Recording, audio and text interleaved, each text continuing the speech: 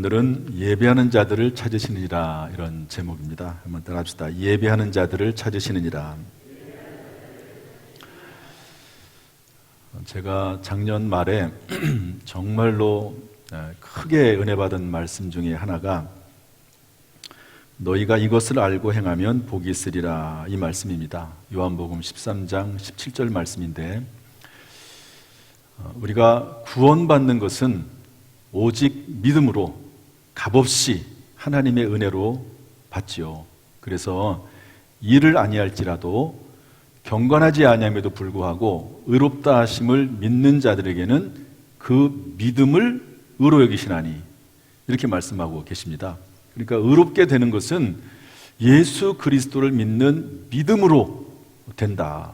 그래서 칭의, 의롭다고 칭해 주시고, 그리고 하나님의 자녀로 하나님께서 도장을 꽝 찍어주시는 것, 구원은요 철저히 하나님의 은혜로 되어진다, 믿음으로 되어진다 하는 말씀인데, 그러면 구원 이후의 삶은 무엇이냐? 구원 이후의 삶은, 그 삶에 대해서 잘 설명하고 있는 말씀이 요한복음 13장 17절입니다. 너희가 이것을 알고 행하면 복이 있으리라.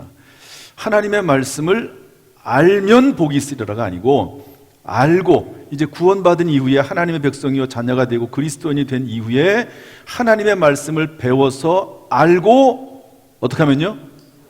행하면. 그러니까 행하면 복이 있는 거지, 물론 아는 것도 중요합니다. 잘못 알고 잘못 배우면 이게 길 자체를 잘못 떠나는 거기 때문에 결국 가서는 다시 돌아와야 될 수밖에 없는 상황이지만, 하나님의 말씀을 제대로 알고 배워서 행하면 뭐가 있다고요? 복이 있으리라. 하나님이 주시는 복이 있다는 말씀입니다. 그러면 우리가 알고 배워야 할 가장 중요하면서 첫 번째 으뜸되는 내용이 뭘까? 그것은 예배라고 볼 수가 있습니다. 제가 지난주에도 말씀을 드렸듯이 어떤 성도가 10일간 작정하고, 하나님께서 너무 계속 감동을 하시니까 10일 동안 작정 기도하고 저에게 찾아와서 하신 말씀이 있습니다. 제가 그 말씀도 중요하지만 제가 그렇게 하는 그 모습 자체가 너무너무 좋고 저에게 감동이 됐어요. 어떤 말을 하는데 그 말이 중요하다고 생각이 되고 민감하다고 생각이 되면, 남편에게 됐든 아내가 됐든 자녀에게 됐든 부모에게 됐든 누군 어떤 성도가 됐든지 간에 이 말씀이 그냥 쉽게 할 수 있는 말이 아니라고 느껴지면 그냥 그때그때 느끼는 대로 생각나는 대로 말하지 않고, 하나님 앞에 열흘 동안이라도 뭐 더 적게 하든 더 많이 하든 하나님 앞에 기도하고 작정 기도하고 말을 하는 것 자체가 중요하다 하는 생각을 제가 해보게 됐습니다. 그래서 제가 이제 어떤 분들을 좀 만나려고 하는데요, 그분들을 만나기 전에 제가 10일 동안 지금 기도하고 있습니다. 기도하다 보니까 참 이런 저런 생각들이 많이 들더라고요. 기도하면서 어떻게 말을 시작을 할까? 어느 장소에서 만날까? 어떻게 말을 시작을 할까? 또 표현을 어떻게 할까? 이 말을 해야 될까? 말아야 될까? 이런 내용들이 상당히 이렇게 많이 생각이 되고, 언어가 정저가 되고 감정이 수스러지고, 그런 부분들이 있더라고요. 그래서 참 다른 사람에게 말을 할 때 그냥 쉽게 말하지 말고 즉흥적으로 말하지 말고 열흘 동안 이렇게 기도하고 말하는 것이 참 중요하겠다 하는 생각을 해봤습니다. 특별히 올해 표어가 서로 돌아보고 격려하고 권하는 것 아닙니까? 마지막 권하는 것은 강권한다는 말이거든요. 그러니까 어떤 일을 말할 때 그냥 강권해서 말을 할 때 기도하고 준비를 갖추고 내 마음도 정리하고 다른 사람도 그 사람의 마음을 성령께서 미리 어루만지도록 기도하고 나서 말을 해야 되겠다 하는 그런 생각을 해보게 됐습니다. 어쨌든 그분이 저를 찾아와서 하시는 말씀이 뭐냐면, 울면서 몇 번씩이나 울었다가 다시 중단하고 또 울었다가 다시 말씀하시면서 뭐라고 하시냐면, 목사님께서 잘 알아서 하실 건데 제가 외람되게 말씀을 드려서 죄송합니다. 그런데 하나님께서 계속 감동하시기 때문에 말씀하시는데, 하나님께서 예배하는 자들을 찾으신다고 하십니다. 이제부터 예배를 그 무엇보다 강조하라고 하십니다. 장로님들이 먼저 모범을 보이라고 하십니다. 중직자들, 권사님들, 안수 집사님들이 먼저 모범을 보이라고 하십니다. 이렇게 얘기를 하셨어요. 그래서 이런 차원에서 제가 지금 오늘 이 말씀을 증거하는 겁니다. 원래는 주일 1월 한 셋째 주, 둘째 주 때 전하는 메시지가 항상 있습니다. 제가 그것을 중단하고 이 말씀을 전하는 거죠. 그래서 예배에 대한 말씀인데요. 하나님께서 예배하는 자들을 찾으신다라고 하는 그 말씀이 그냥 그분의 말씀이 아니고 성경에 있는 그 말씀 그대로입니다.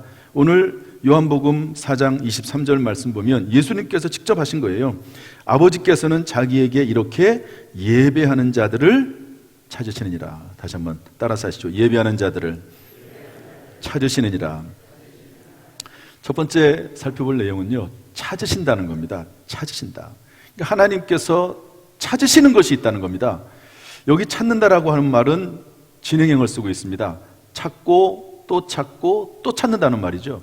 여러분, 사람이 계속 찾고 또 찾는다는 의미는 뭘까요? 간절하다는 말이거든요. 그만큼 귀중하다는 말이거든요. 근데 하나님께서 찾고 또 찾으시고 계속 찾는 이유가 뭡니까? 그만큼 중요하다는 겁니다. 그런데 찾는다는 말에 또 다른 의미가 있는데 그것은 원하다, 요구하다 하는 말이 있습니다. 하나님께서 우리에게 찾고 또 찾고 찾으시면서 강력하게 원하고 소원하는, 갈망하는 게 있다 하는 것이죠. 마치 잃어버린 어린 양을 찾는 목자의 심정으로, 잃어버린 어린 자녀를 찾는 부모의 심정으로. 어떤 분이 어렸을 때 자녀를 잃어버렸어요. 근데 벌써 수십 년이 지났습니다. 그런데 잊어버리지를 못해요. 교족부에서 그 이름을, 자녀의 이름을 지우지 말라고 그렇게 얘기하는 분도 계십니다. 잃어버린 자녀를 찾는 그 마음이 얼마나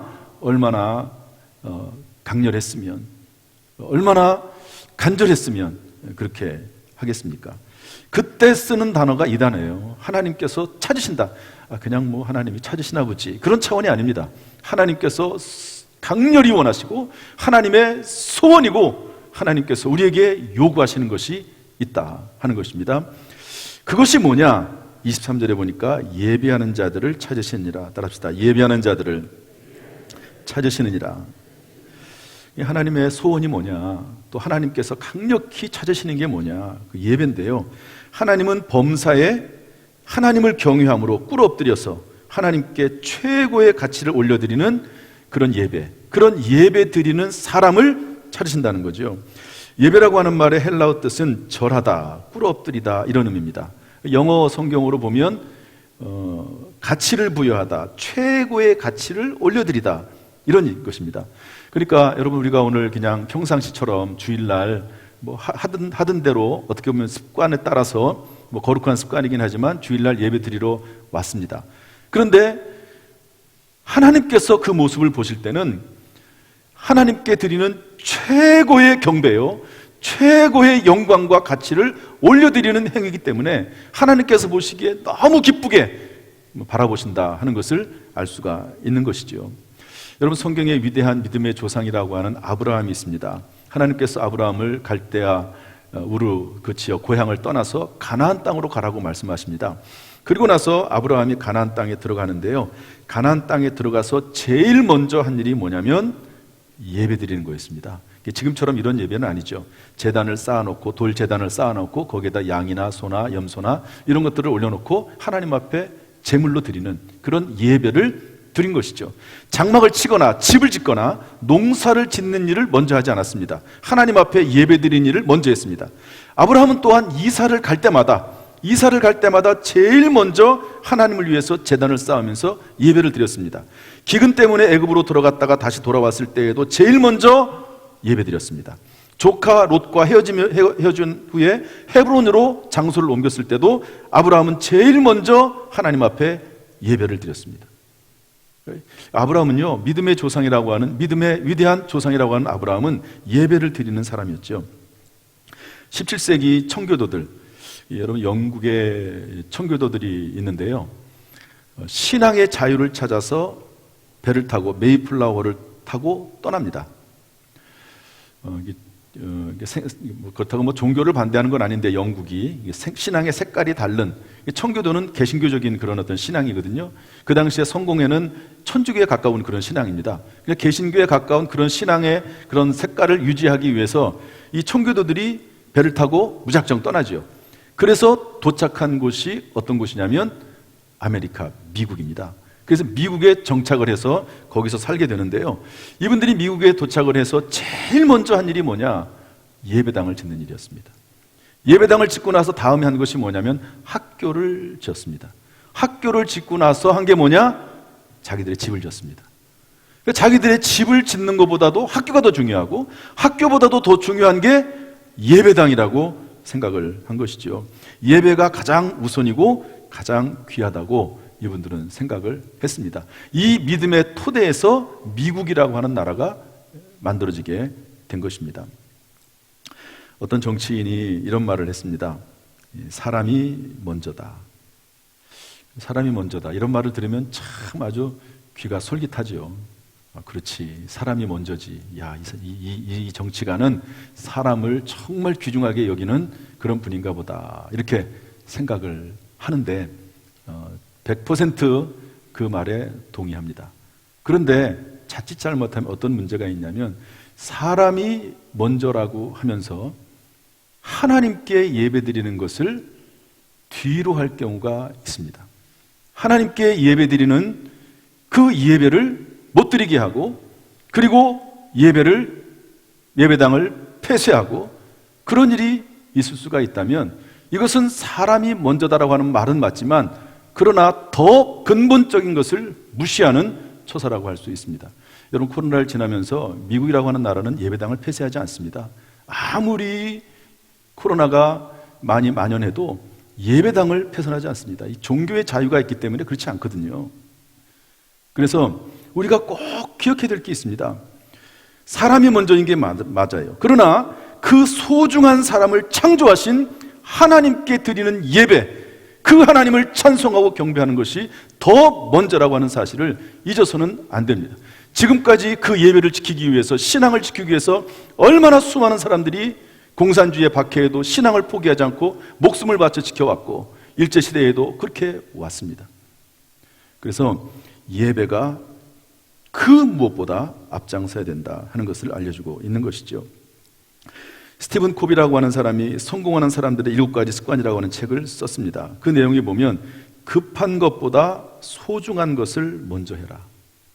사람들은 이제 급하니까 막 급한 거 막 먼저 하려고 하잖아요. 그런데 잘 계획을 세워서 소중한 것을 먼저 해나가는 습관을 들이면 급한 것이 최소화될 것이고 급한 것이 생기지 않는 거죠. 하나하나 소중한 것을 먼저, 귀중한 것을 먼저 해나가는 것이 우선이다 하는 겁니다. 여러분, 하나님께 예배드리는 것보다 더 소중한 것이 무엇이 있겠습니까? 하나님 앞에 예배드리는 삶을 살아가면 하나님께 예배드리는 그 시간, 하나님께 예배드리는 그 장소, 또 하나님께서 예배드리는 삶을 하나님께서 지켜주셔서 너희가 이것을 알고 행하면 복이 있으리라. 하나님이신 복으로 반드시 그 사람에게 채워질 줄로 믿습니다. 제가 광고 시간에 몰랑이라고 하는, 제가 이름이 재밌어가지고 자주 얘기를 합니다. 이분이 새신자인데 중학교 3학년 때까지 교회 다니다가 교회 안 다니고 이제 다시 신앙생활을 시작하신 분이에요. 그런데 개업예배, 그때까지 손님을 받지 않고 개업예배를 드리고 예배를 드리는 것을 봤습니다. 참 귀중한 일이죠. 아마 전도사님들이 얘기를 했을 때 순종함으로 받아들였겠죠. 그래서 우리는 무엇보다도 하나님 앞에 드리는 이 주일 예배를 최우선으로 알고 하나님 앞에 드려야 될 줄로 믿습니다. 또 그 외에 새벽 예배, 수요 예배, 구역 예배, 가정 예배 등을 드려야 되겠죠. 또한 더불어서 아브라함처럼 어디를 가든지 무엇을 하든지 먼저 예배 드리는 삶이 회복되어야 됩니다. 아브라함은 이사 갈 때마다 이사 예배 드렸어요. 그리고 입주 예배 드렸습니다. 요즘은요, 결혼 예배가 사라져 버렸어요. 천주교에서는 이 결혼 예식이요, 하나의 그야말로 구원과 연결되어 있는 중요한 예식입니다. 결혼 예식을 하거나 장례 예식을 하지 않으면 이 사람은 구원받지 못한 사람이라고 얘기할 정도로 그렇게 결혼 예식과 장례 예식과 여러 가지 견진성사 이런 것들을 잘 하고 있습니다. 그런데 어느 순간 결혼 예배가 사라지고 말았어요. 이전에는요, 아이들이 100일 동안 잘 자라면, 1년 동안 잘 자라면 하나님 앞에 감사하는 마음을 가지고 돌 예배를 드렸어요. 가정 예배를, 이 100일 예배를 드렸습니다. 다 사라져버리고 말았어요. 이 코로나의 영향이라고도 할 수 있지만 이제는 회복이 돼야 된다 하는 생각을 해보게 됩니다. 여러분, 하나님께서는 예배하는 자를 찾으시는 줄로 믿습니다. 예배를 최우선순위로 두고 살아가는 저와 여러분 될 수 있기를 주님의 이름으로 축원합니다. 마지막 세 번째로 제가 일부러 순서를 바꿨는데요, 하나님께서는 찾으신다. 무엇을? 예배하는 자를. 그런데 어떻게? 영과 진리로. 따라합시다. 영과 진리로.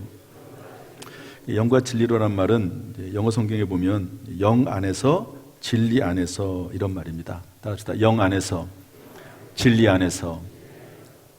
영 안에서란 말은 뭘까요?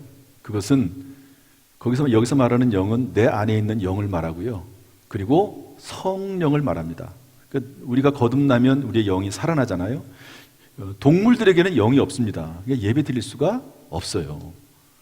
영이 있는 존재만 예배 드리죠. 불신자들은 영이 거듭나지 않았기 때문에 진정한 예배가 불가능합니다. 여러분, 동물들, 영혼이 없는 동물들이 예배를 드릴 수가 있나요? 하나님께? 그렇지 못하는 거죠.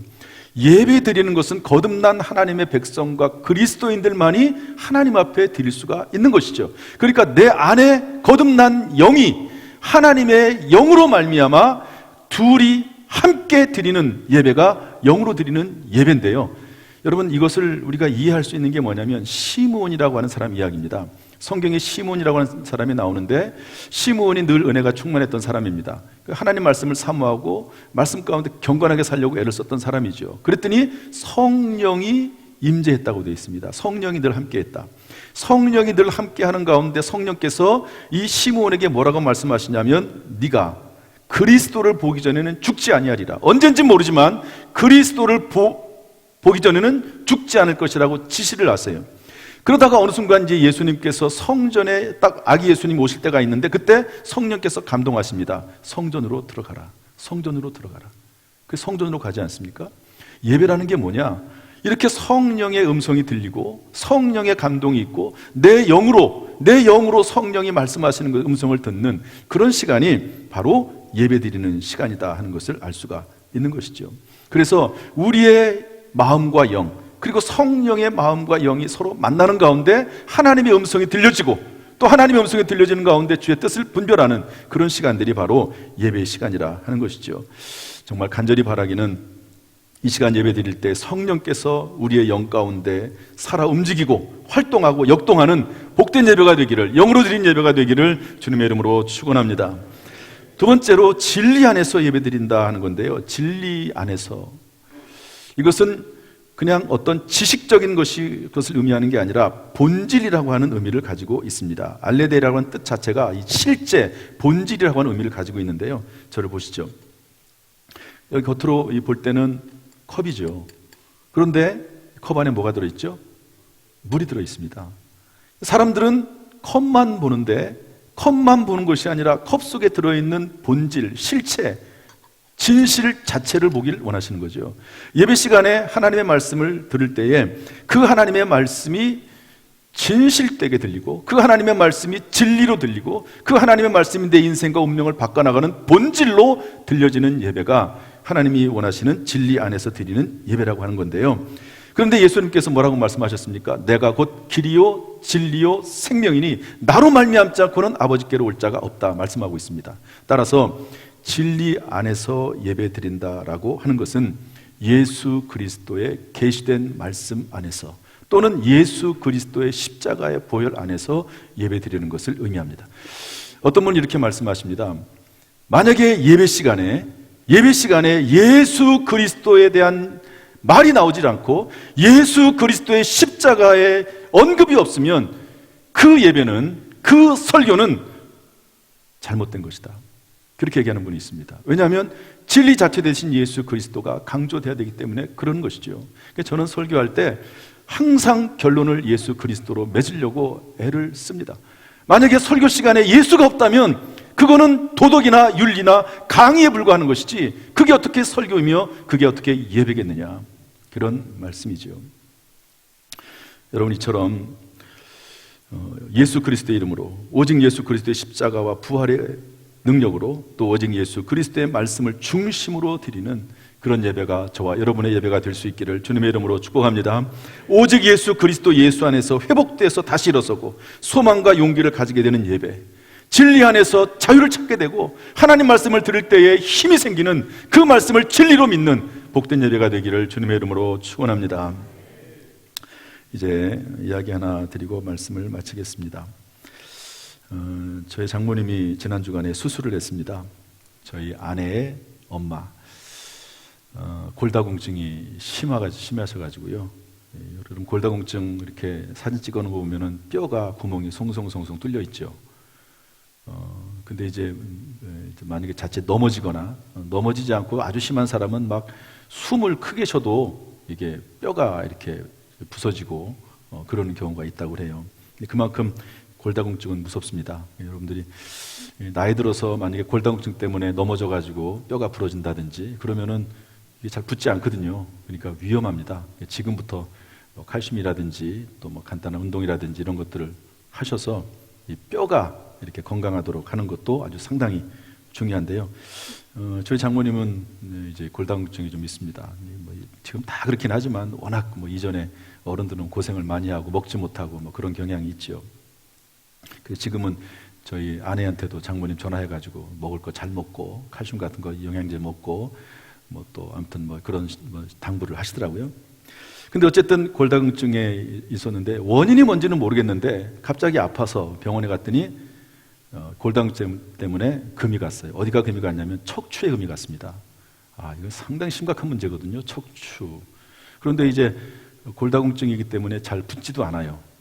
그 의사가 뭐라고 말하냐면 붙을 때까지 한 달이든 두 달이든 기다리는 수밖에 없습니다. 붙을 때까지. 보통 이제 그렇게 얘기 많이 하잖아요. 붙을 때까지 기다리는 수밖에 없다. 그래서 의사 말을 듣고 이제 집으로 돌아와서 누워 있는데 뭐 아프니까 뭐 움직일 수도 없고 너무 아파가지고 뭐 견딜 수가 없는 거예요. 이것을 어떻게 한 달, 두 달 그 이상을 견디는가. 그래가지고 다른 병원에 갔습니다. 다른 병원에. 다른 병원에서는 뭐라고 얘기하나. 그랬더니 그 병원에서 이제 조금 규모가 있는 교회고 전문 병원이거든요. 뼈에 관련해서. 그 전문 병원에 갔더니 의료용 시멘트라고 하는 게 있더라고요. 의료용 시멘트. 그래서 뼈에다가 이렇게 이제 그 갈라진 그 금이 간 그 뼈에다가 주입을 하는지 뭐 아무튼 수술을 하는 거죠. 그래서 그 수술을 하면 괜찮겠다고. 그래서 그 말을 듣고 수술을 했습니다. 그리고 나 수술 다 끝나고 6시간이 지났는데 통증이 딱 멎었어요. 이야, 세상에 그런 일이 다 있을 수가 있구나. 저희 장모님이 말이 많으신 분이거든요. 말도 아주 또박또박하게 말씀하시고 아주 명랑하게 말씀하시고 주관이 뚜렷하고 그러셨는데, 근데 장모님이 이제 몸이 아프니까 말도 조금밖에 안 하시고 말도 별로 안 하시고 힘도 하나도 없고 그러셨는데요. 통증이 사라지니까 다시 힘이 생겨가지고요. 말씀을 아주 잘하세요. 이제 제가 그걸 보면서 어떤 생각을 했냐면 의사 잘 만나는 게 중요하다 하는 생각을 했습니다. 그런데 여러분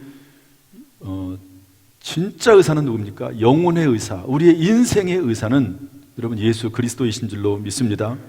예수 그리스도를 만나서 그 예수님의 말씀을 듣고 그분 뜻대로 행하면 하나님께서 금생뿐만 아니라 이 세상뿐만 아니라 내세의 상급을 주시겠다고 분명히 말씀하고 있습니다.